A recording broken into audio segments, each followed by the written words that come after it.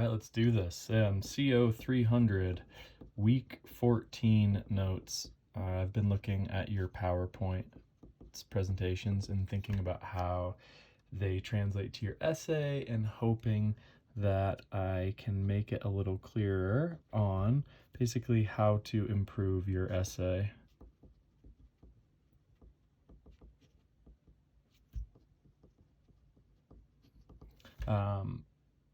We're going to really focus on basically two things about the essay, maybe three depending on how you count.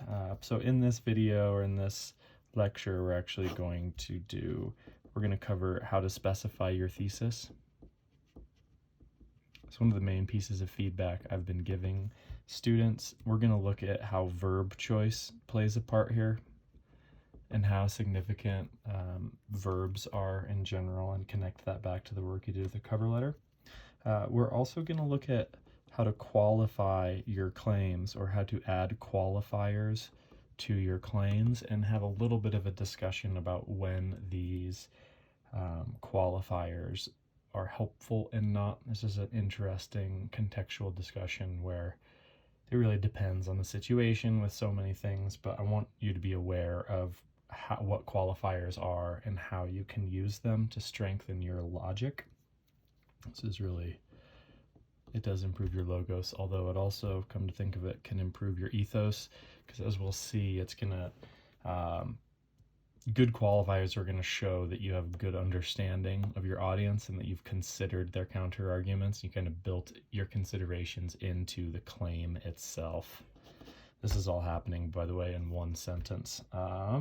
And we're also going to look at audience here and how that makes, how you can integrate the audience into your thesis and how that connects to the qualifiers you might use. Hopefully we're going to see how the audience is intertwined with claim, or at least in good writing, your thesis or your main claim should really reflect the purpose of the assignment. If you're in college or if you're writing in the real world, it should reflect the main point that the audience is trying to get. So we're going to look at how to specify your thesis. I'm going to address some questions about the essay that I've gotten so far that are really good. We're really going to look at how to address your audience in your essay.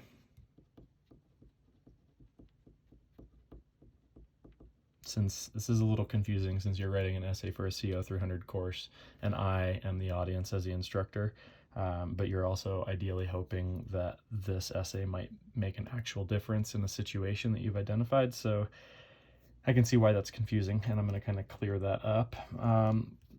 I want to address an essay map or an abstract and what that looks like and how I would do that, and then talk a little bit about the length requirements. Which we said earlier in the semester that they're not necessarily requirements, but more suggestions. To make sure that you're not overwriting stuff. And then thirdly, that some of you may be the most excited about, I want to go over extra credit opportunities and what those look like when they're due.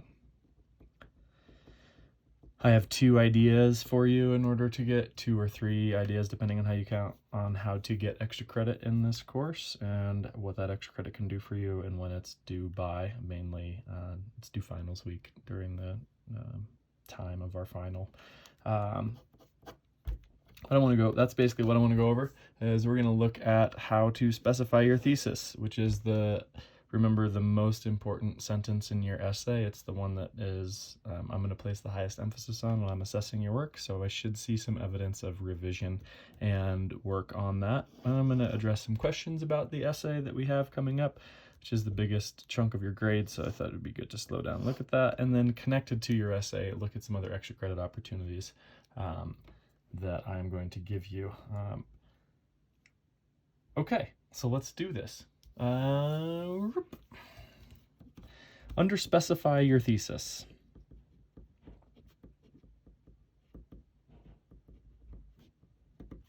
Most important word in any sentence is arguably the verb. It's what the mind gets attached to, and this is really what I've noticed is where there could be the biggest improvement, is that you can specify the verb that you're using. Let's take, for example, an argument that I happen to really like that a couple students are making.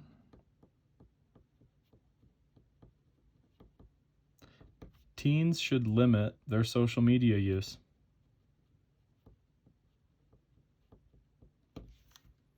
Okay, now I could immediately, when I see this, I'm thinking about how social media could mean a lot of different things.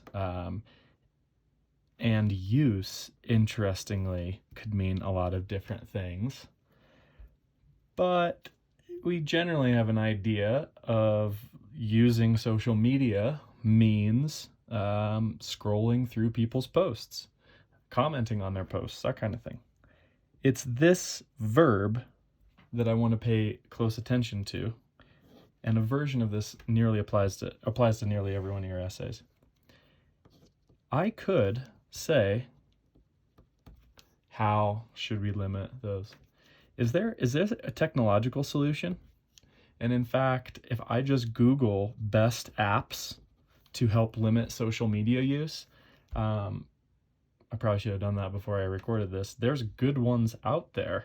And now I can maybe say, let's say you do think it's tech, there is a solution to this. Should download XYZ app, whatever it is that you find, to limit their social media use. And then again, I could ask how much. And is limiting really the answer? Maybe they should actually delete their social media accounts altogether. In fact, that's an interesting counter argument. I've thought about that myself. Should I just, instead of limiting my Instagram use, should I just delete the app off of my phone? There's an argument for that, and there's mounting arguments for that, especially given the data that has come up with how potentially detrimental it is to our mental health and physical health. It's not mentioned very often, but it's horrible for our posture and our lack of movement, unless I guess you're walking while you're doing social media. But I digress. I could ask, limit the social media use how much to 1 hour per day? I also thinking about limiting social media use in this sense could also be the quality of use. Or does that make a difference? I know I feel a lot better when I'm on social media praising other people versus when I'm trying to get something out of it. So as part of it, limit their social media use by paying attention to their own. Does mindfulness have something to do with this? I know I often think about this, but the sense that, is there a way to limit social media use by being more aware of when we're getting depressed using it? Or should there be a hard limit? Or is it 1 hour per day or 1 hour per week? I don't know. And again, this is enabling me to make my point that oftentimes students at this stage find that more research is needed. I've seen a lot. You've done, on the whole, a really good job identifying research that outlines the problem that you've found: plastic in the ocean, social media's link to declining mental health. I think it takes us out of our place, our natural place, but whatever, that's a whole other discussion. So on and so forth. You might actually need to do more research to actually, what seemed actually pretty straightforward, teens should limit their social media use. I'm now actually thinking about what is significant here and how to make this even more specific based on how much, how they should do it, if there's tools to help them do it. So now I'm going to actually end up saying teens should download and limit their social media use to no more than 1 hour a day. And then I can still use my reasons. This is good. When I'm saying thesis, I'm just meaning your claim that teens should limit their social media use. None of your reasons, even though they go with this in a certain sense. I'm just meaning the exact claim you're using, not the reasons that go along with it. Now we can look at a qualifier. What would be, if I am a teen and I'm I wonder what a good counter argument against this would be, why I shouldn't limit my social media use. And I say, it seems like social connection.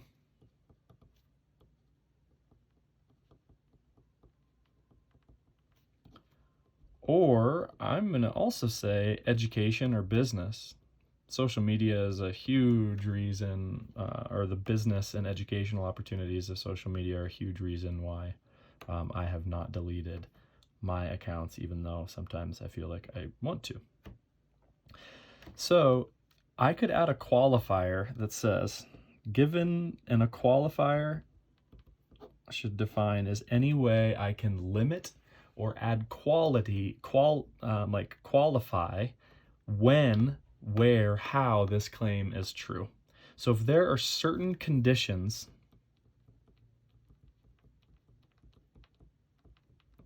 that my audience that need to be met in order for this to be true, I could add qualifier. It basically limits the scope of my claim. I could say, as long as teens find a way to stay connected.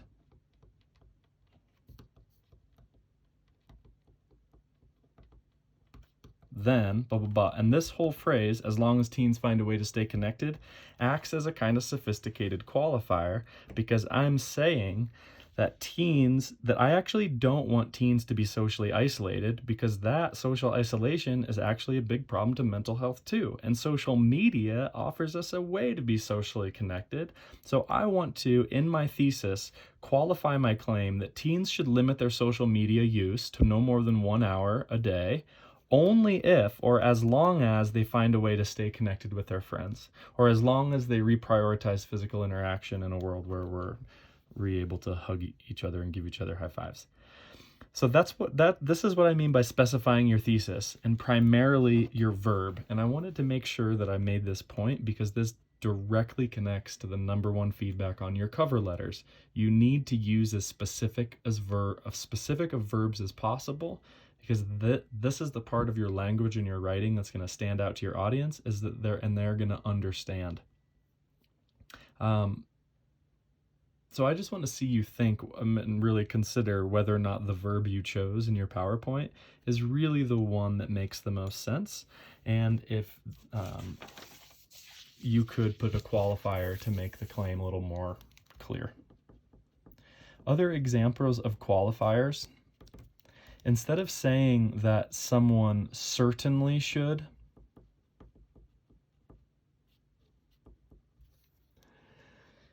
so even if this word isn't in your claim, it's just implied by saying that teens definitely should, I can say probably. And this weakens your claim. And this actually can be a good thing, depending on the situation, especially if your claim is going to come off as being unrealistic or to a hostile audience.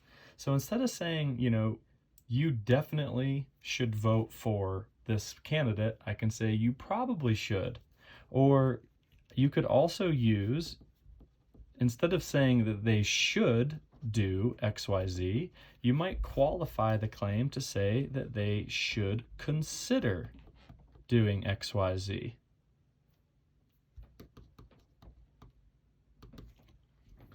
So in this sense, instead of saying I'm changing the verb do to consider, which is actually going to weaken my claim quite a bit, however, it makes my logic stronger, or this is an easier claim to defend. Well, that might seem kind of paradoxical, but if I am not arguing as much, my claim itself is weaker, that's going to be easier to defend.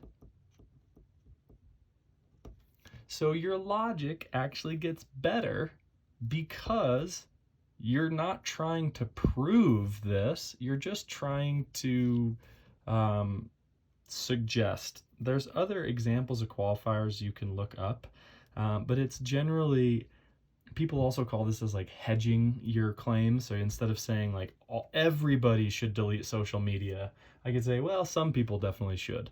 And so that's another huge one. Instead of saying all, these are not qualifiers. I could say some, or even most. That's a way of taking a claim to say all instructors should get rid of their mandatory attendance policy to most instructors should, or it's very likely that instructors should. Or I could do a different qualifier and say if then statements are another kind of qualifier. If instructors care about the welfare of their students, oh shoot. Now you've got me on the hook.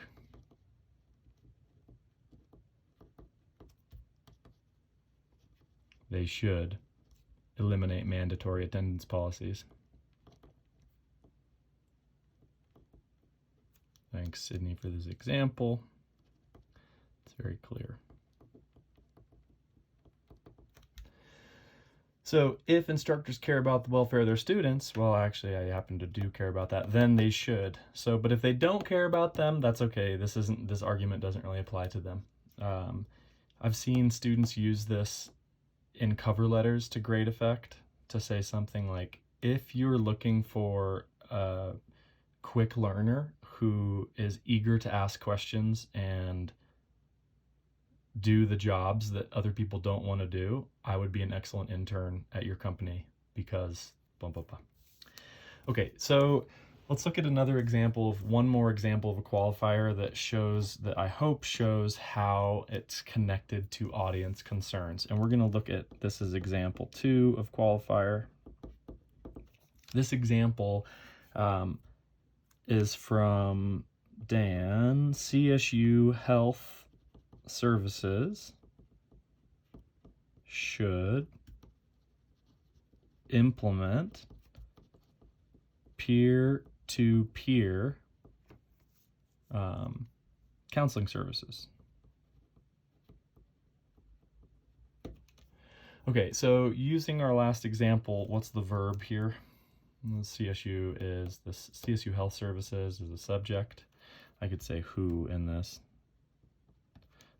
Who within CSU Health Services, their director. I could probably go online and look at their profiles to find the person I'm going to email this to. But that's beside the point, or not quite yet. Implement. I'm not sure that that's actually the strongest verb. Maybe I'm actually going to say that they should consider, or actually don't like that. They should do their own research. Or maybe they should investigate. Ooh, yeah, that's easy. They should investigate peer-to-peer counseling services as an option. That seems a lot less threatening. Okay, now let's say my counter argument is that, what about budget?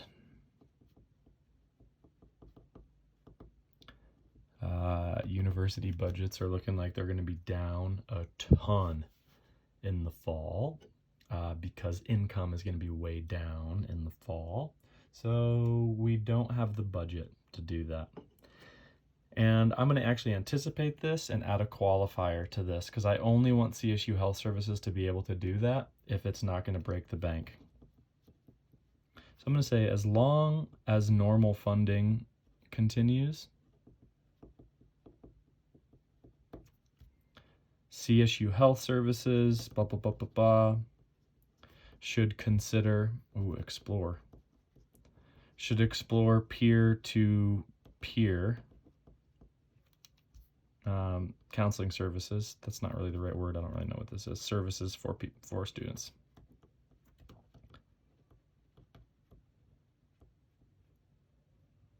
Who are unable to meet a regular counselor. And so I hope what you're seeing here is that there's a lot of different ways to add qualifiers. And again, qualifiers are any additional conditions you add onto your claim that specify but also kind of weaken the scope of it. So instead of saying that they must put this in place, you're saying that they might or they probably should. Those weaker claims are sometimes easier to defend, and I usually really look forward to the conversation or the discussion we have about when and where these kinds of qualifiers are good to make, especially in the context of your cover letter that came up. Should you write, I might be the best candidate for this job? That's probably technically more true than I am the best candidate for this job, but I don't know if you want to say that you might be the best candidate for this job, especially if they're expecting for you to come off strong and not weak. There's plenty of writing advice and suggestions that tell you not to qualify your claims.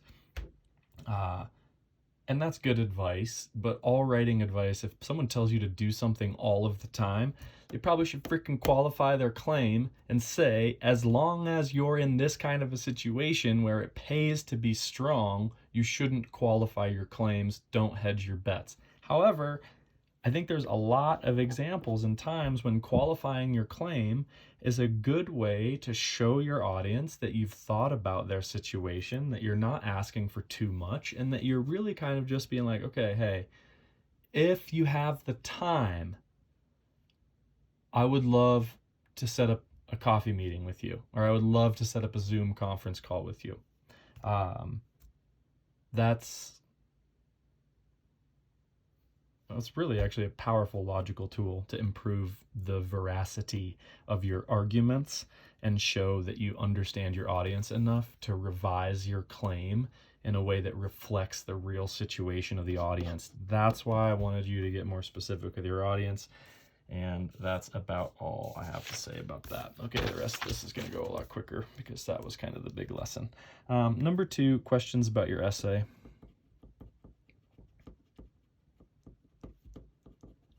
And the first one is about the audience. So thank you, Grace, for asking this question. It's a really good one. You have your target audience is your instructor. It's me. And I am basically going to look to see whether or not you considered you have your secondary audience is the target audience that you've identified that is capable of making a change to the rhetorical situation that you've identified, right? So how do you write to your audience while also keeping your instructor in mind? Well, there's a couple of tips here. One is that your audience,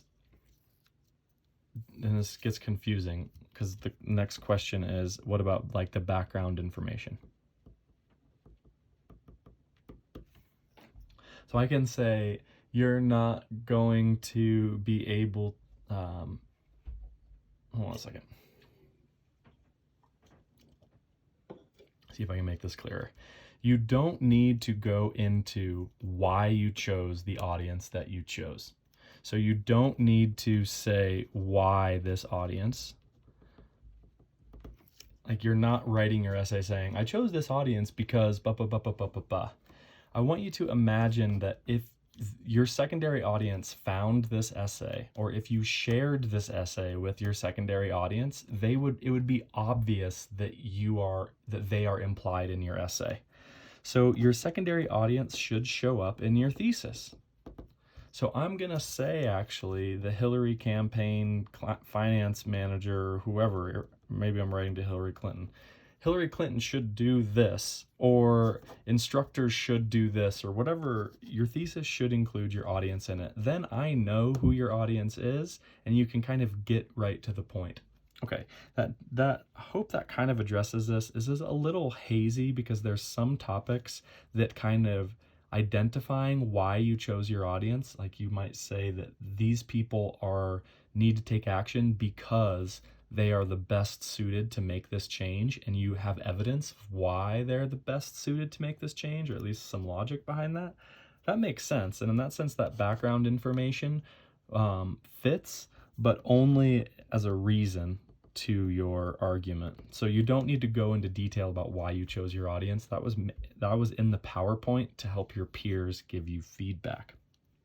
Okay, secondly, the big question that I wanted to get to is your essay map, and how that connects to your thesis, and how that connects to your intro.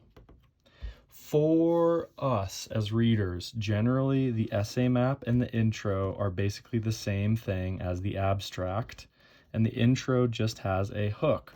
Your hook should be as brief as possible. It's usually a quote or some kind of a statistic or something that gets us into and understand what's going on, i.e. you want to minimize the background information and focus on delivering your thesis with your reasons that you're going to go over.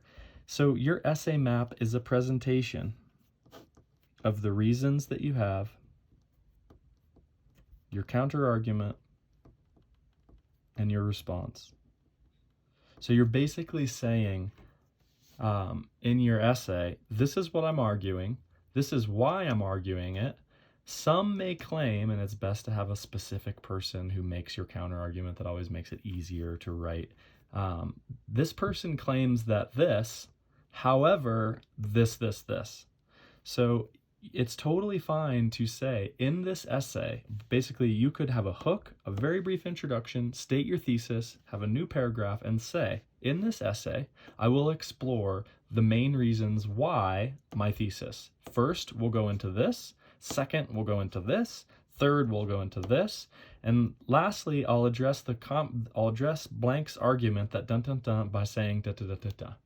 Your essay map is your opportunity to write your essay in whole as briefly as you can to let your audience know what they're about to read.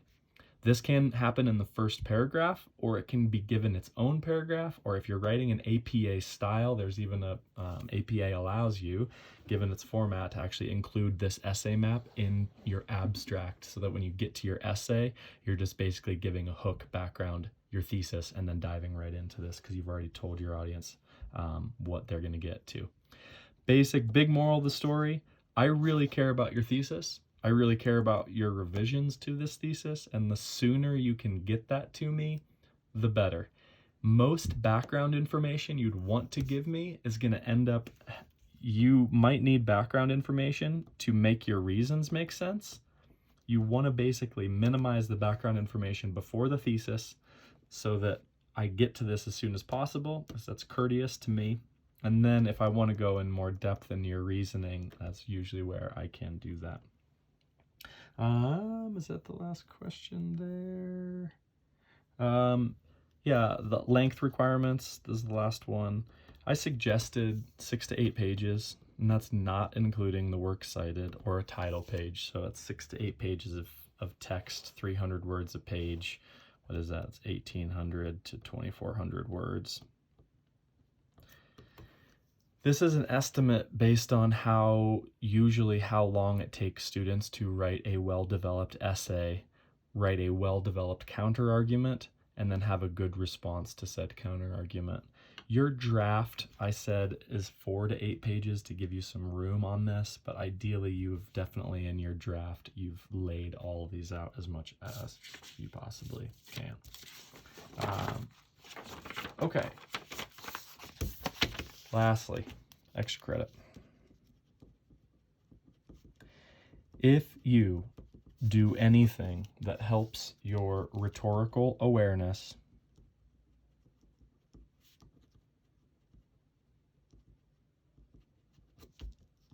and your multimodality, or i.e. your ability to think in multiple modes to make your written argument go into the world in multiple ways, I will take that as is going to be due the Thursday of finals week. What is that?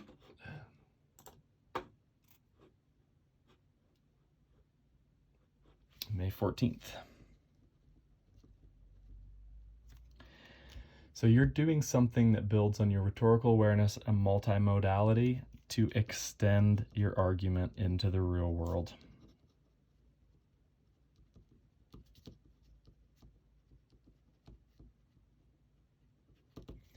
So I'm going to give you 2 interesting extra credit opportunities, but I'm trying to say that you could do if you think of something extra to do that I don't cover, by all means, do it. I would encourage you to be creative and then just document to me how you feel like this extra work that you did demonstrates the course goals of building rhetorical awareness, refining your writing skills, and thinking about how to write given the necessity of situations.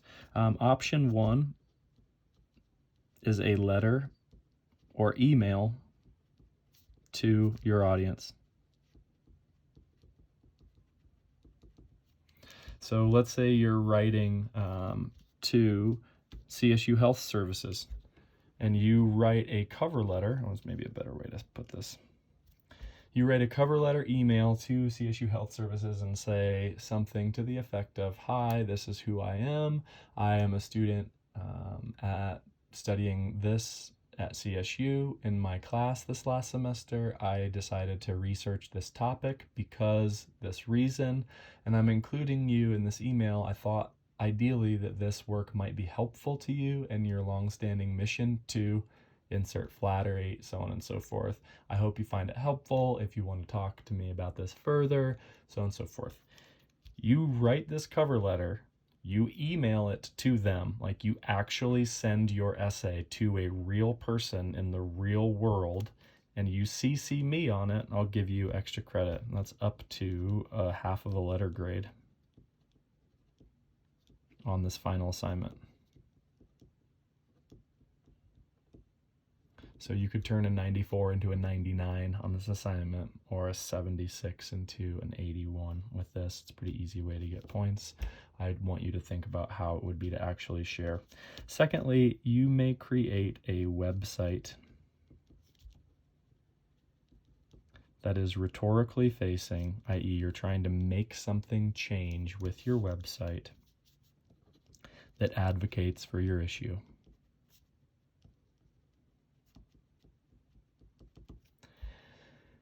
That means your website should have kind of a research tab that presents what like a revised version of your records of research.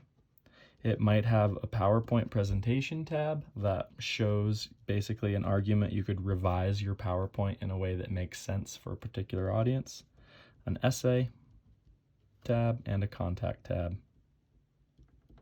So you're basically creating a website. You're going to use Weebly or WordPress or Wix. I like Weebly. And you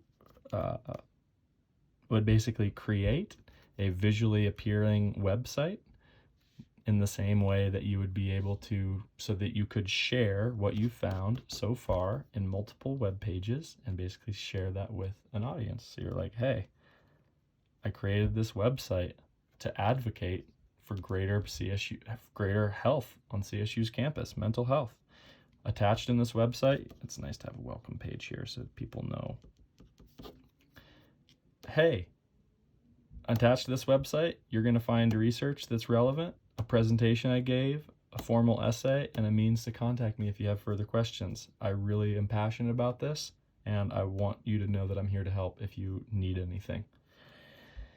This website that you are advocating for your issue is a good way to practice composing in digital online environments, and it's actually pretty easy to put together, and I am willing to give you up to a full letter grade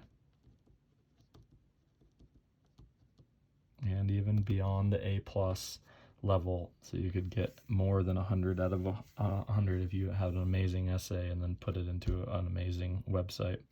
It doesn't need to be amazing, it just needs to get the job done. Websites are the simpler the better in this sense.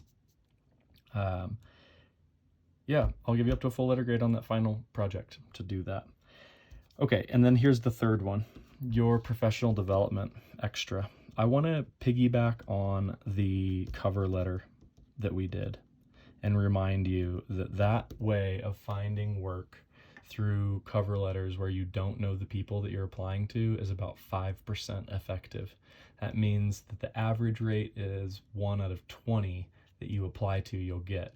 Now this goes way up if you have the basic, I would argue, I don't have data to support this, but I would imagine that it goes way up considering we don't generally teach young people how to write effective cover letters, and the tools that you've learned in this course basically put you way ahead of your peers in this regard.